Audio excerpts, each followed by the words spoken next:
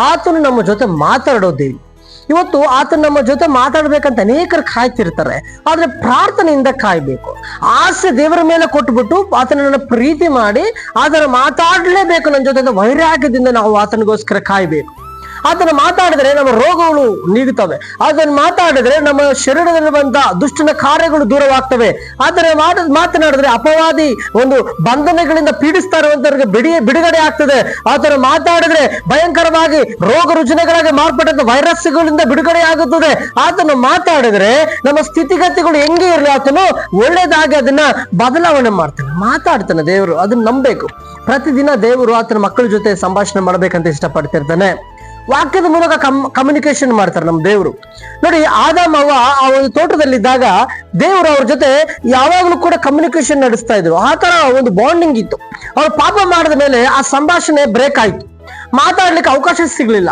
ಇವತ್ತು ದೇವರು ವಾಕ್ಯದ ಮೂಲಕ ನಮ್ಮ ಜೊತೆ ಮಾತನಾಡ್ತಾರೆ ಡೈಲಿ, ಆದ್ರೆ ನಾವು ಆತನ ಜೊತೆ ಮಾತನಾಡ್ಲಿಕ್ಕೆ ಇಷ್ಟಪಡೋದಿಲ್ಲ. ಕಾರಣವೇ ಮಧ್ಯದಲ್ಲಿ ಪಾಪ ಬಂದಿರ್ತದೆ.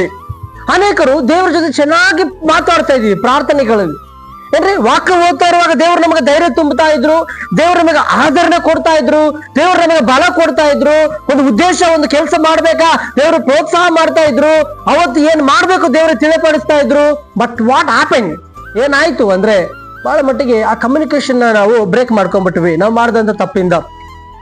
ಇವತ್ತು ಅನೇಕರು ಕಾಯ್ತಾರೆ, ನನ್ನ ಜೊತೆ ಮಾತಾಡ್ಬೇಕು ಸ್ವಾಮಿ, ನನ್ನ ಕುಟುಂಬ ಜೊತೆ ಮಾತಾಡ್ಬೇಕು ಸ್ವಾಮಿ, ನಾನು ಬೆಳಬೇಕು, ನನ್ನ ಆಲೋಚನೆಗಳು ನೀನು ಮಾತಾಡು, ಸರಿಯಾಗಿ ನನ್ನ ಆಲೋಚನೆಗಳು ನಡೆಸು, ಏನ್ರೆ ನನ್ನ ಮಕ್ಕಳ ಭವಿಷ್ಯತ್ತನ್ನ ನಡೆಸು, ಅನೇಕ ವಿಚಾರಗಳನ್ನ ಕೇಳ್ತಿರ್ತೀವಿ.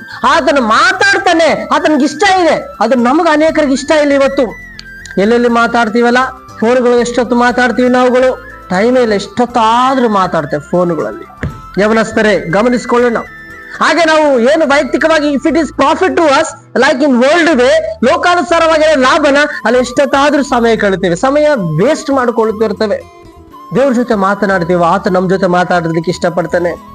ಆತ ರೋಗಿಗಳ ಹತ್ರ ಮಾತನಾಡಿದನು, ಅವ್ರ ರೋಗ ಹೋಯ್ತು. ಬೈಬಲ್ ಅದೇ ಹೇಳುತ್ತೆ ನಮಗೆ.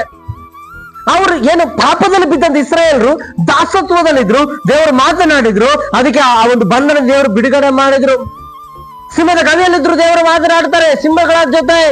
ಆ ಭಕ್ತರುಗಳು ಬಿಡುಗಡೆ ಮಾಡಿದ್ರು. What not, if god speaks all your problems will become an answers. ಉತ್ತರವಾಗಿ ದೇವರು ಪರಿವರ್ತನೆ ಮಾಡ್ತಾರೆ. ದೇವರು ಮಾತಾಡೋ ದೇವ್ರೆ, ಆದ್ರೆ ಅವಕಾಶ ಕೊಡೋಣ್ರ. ದೇವ್ರೆ ನನ್ನ ಜೊತೆ ಯಾವತ್ತೂ ನೀನು ಮಾತನಾಡು ಅಂತೇಳಿ ದೇವರು ಮಾತಾಡಿದ್ರೆ ಖಂಡಿತವಾಗ್ಲೂ ಕೂಡ ನಿನ್ನ ಕುಟುಂಬದ ಒಂದು ಭವಿಷ್ಯತ್ತು ದೇವರು ನಿರ್ಧಾರ ಮಾಡಿ ಮಾತನಾಡ್ತಾರೆ. ನಾವು ಅನ್ಕೊಳ್ತೇವೆ ನನ್ನ ಕುಟುಂಬ ಹಾಗಿರ್ಬೇಕು, ನನ್ನ ಮಕ್ಕಳ ಭವಿಷ್ಯತ್ತು ಒಂದು ರೀತಿ ಸ್ಟೇಜ್ ಅಲ್ಲಿ ಇರ್ಬೇಕು, ನನ್ನ ಕೆಲಸ ಕಾರ್ಯಗಳೆಲ್ಲ ಒಂದು ಲೆವೆಲ್ ಅಲ್ಲಿ ಇರ್ಬೇಕು. ನಾವು ಅಂದ್ಕೊಂಡ್ರೆ ಆಗಲ್ರಿ ಅವೆಲ್ಲ, ದೇವ್ರು ಅನ್ಕೋಬೇಕು. ಯಾಕಂದ್ರೆ ನಾವೆಲ್ಲ ಅನ್ಕೊಳ್ತಿರ್ತೇವೆ, ಆದ್ರೆ ದೇವರು ಅದಕ್ಕೆ ಸಪೋರ್ಟ್ ಕೊಡ್ಬೇಕು. ಯಾವತ್ತು ಕೂಡ ದೇವರು ಭಕ್ತರುಗಳ ಮೇಲೆ ತಗೊಂಡ್ಬರೋದು, ತನ್ನ ಮಕ್ಕಳು ಯಾರ್ಯಾರು ಆತನ ನಂಬಿದಾರೋ. ಸೊ ಗಮನಿಸ್ಕೊಳ್ರಿ, ನಾವು ದೇವರು ಜೊತೆ ಕಮ್ಯುನಿಕೇಟ್ ಮಾಡ್ಬೇಕು, ದೇವರು ನಮ್ಮ ಜೊತೆ ಕಮ್ಯುನಿಕೇಟ್ ಮಾಡ್ತಾರೆ. ನಾವ್ ಎಂತ ಸ್ಥಿತಿಯಲ್ಲಿದ್ರು ಕೂಡ ದೇವ್ರು ನಮ್ಮ ಜೊತೆ ಮಾತನಾಡ್ತಾರೆ. ಗಮನಿಸ್ರಿ, ಇಸ್ರಾಯೇಲ್ ಪ್ರಜೆಗಳ ಮೊರೆ ದೇವರು ಕೇಳಿದ್ರಂತೆ, ಅದಕ್ಕೆ ಮೋಶೆ ಜೊತೆ ಮಾತಾಡಿ ನಡೆಸಿದ್ರು ದೇವರು. ಅವ್ರನ್ನ ಬಿಡಿಸ್ಬೇಕಪ್ಪ ನೀನು, ಅವ್ರ ಕಣ್ಣೀರು ನೋಡಿದೀನಿ, ಅವ್ರ ಕಷ್ಟ ನೋಡಿದ್ದೀನಿ ಅಂತ ದೇವರು ಸಹಾಯ ಮಾಡಿದ್ರು. ಆ ಬರಗಾಲದಲ್ಲಿದ್ದಂತ ಸಮಯದಲ್ಲಿ ಐಗುಪ್ತ ಪ್ರದೇಶದಲ್ಲಿ ಯೋಸೇಫನ ಇಟ್ಟು ಇಸ್ರಾಯೇಲ್ ತನ್ನ ಕುಟುಂಬವನ್ನ ದೇವರು ಕಾಪಾಡಿದ್ರು. ಅವರ ಪ್ರಾರ್ಥನೆ ದೇವರು, ಅವರೊಂದು ಕಷ್ಟಗಳು ದೇವರು ತಿಳ್ಕೊಂಡು ಯೋಸೇಫನ ಜೊತೆ ದೇವರು ಮಾತನಾಡ್ತಾರೆ. ಆ ಒಂದು ಯೋಸೇಫನ ಮೂಲಕವಾಗಿ ದೇವರ ಜನಗಳನ್ನ ನಡೆಸಿ ಬಿಡಿಸ್ತಾರೆ. There are many people, God selected and God spoke to them. ಅವ್ರ ಹತ್ರ ಮಾತಾಡಿದ್ರು, ಅವ್ರ ಮೂಲಕ ಅವರ ಜನಗಳ ಕಷ್ಟಗಳು ದೇವರು ಬಿಡುಗಡೆ ಮಾಡಿದ್ರು. ಅಂದ್ರೆ ನೀನು ನಾನು ದೇವ್ರು ನಮ್ಮ ಜೊತೆ ಮಾತನಾಡಿದ್ರೆ ನಮ್ಮ ಮೂಲಕ ದೇವ್ರು ನಮ್ಮ ಜನಗಳಿಗಿರುವಂತ ಕಷ್ಟಗಳಿಂದ ಬಿಡುಗಡೆ ಮಾಡ್ಲಿಕ್ಕೆ ಇಷ್ಟವುಳ್ಳವನಾಗಿದ್ದಾನೆ.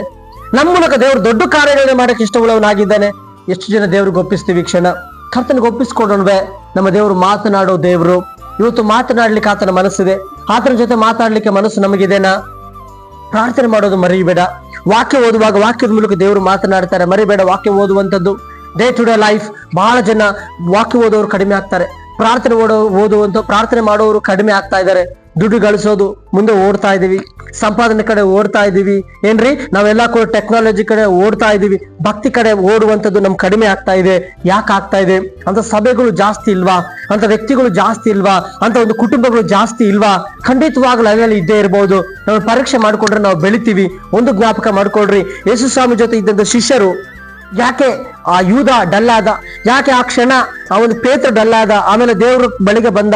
ಡಲ್ಲಾಗೋದು ಬೆಳೆಯೋದು ನಮ್ಮ ಕೈಯಲ್ಲಿರ್ತದೆ. ನಾವು ಹೇಗೆ ಇರ್ತೀವಿ ಅನ್ನೋದು ದೇವ್ರು ನಮ್ಮ ಜೊತೆ ಮಾತನಾಡುವಾಗ ಡಿಸೈಡ್ ಆಗುತ್ತೆ. ಪ್ರತಿದಿನ ದೇವ್ರ ಜೊತೆ ಮಾತನಾಡುವಾಗ ಪ್ರತಿದಿನ ದೇವ್ರು ನಮ್ಮ ಜೊತೆ ಮಾತನಾಡ್ತಾರೆ. ಕರ್ತನಿಗೊಪ್ಪಿಸೋಣ. ಪ್ರಿಯರಾದವರೇ, ನಿಮಗೋಸ್ಕರ ಪ್ರೇಯರ್ ಮಾಡ್ತೇವೆ. ನೀವೆಲ್ಲ ಇದ್ರು ಕೂಡ ನೀವು ಪ್ರಾರ್ಥನೆ ವಿಜ್ಞಾಪನೆಗಳು ಅವಶ್ಯಕತೆಗಳಿದ್ರೆ ನಮಗೆ ತಿಳಿಸಿರಿ, ನಿಮಗೋಸ್ಕರ ಖಂಡಿತ ಪ್ರಾರ್ಥನೆ ಮಾಡ್ತೇವೆ. ಪ್ರಾರ್ಥನೆ. ಪರಿಶುದ್ಧನಾದ ದೇವರ ಸ್ತೋತ್ರ. ತಂದೆ, ನೀವು ಮಾತನಾಡೋ ದೇವರು ಸ್ವಾಮಿ, ನಮ್ಮ ಜೊತೆ ಮಾತನಾಡು. ಇವತ್ತು ವಾಕ್ಯದ ಮೂಲಕ ಮಾತನಾಡಿದಿ ಸ್ತೋತ್ರ. ಪ್ರತಿನಿತ್ಯ ನಾವು ಭಕ್ತಿ ಮಾಡಿ ಮುಂದೆ ಸಾಗ್ಬೇಕು. ಹೀಗೆ ಸಹಾಯ ಮಾಡು, ಬಲಪಡಿಸು. ಯೇಸು ನಾಮದಲ್ಲಿ ಒಪ್ಪಿಸಿ ಪ್ರಾರ್ಥನೆ ಬೇಡುತ್ತೇವೆ ನಮ್ಮ ತಂದೆ. ಆಮೇನ್.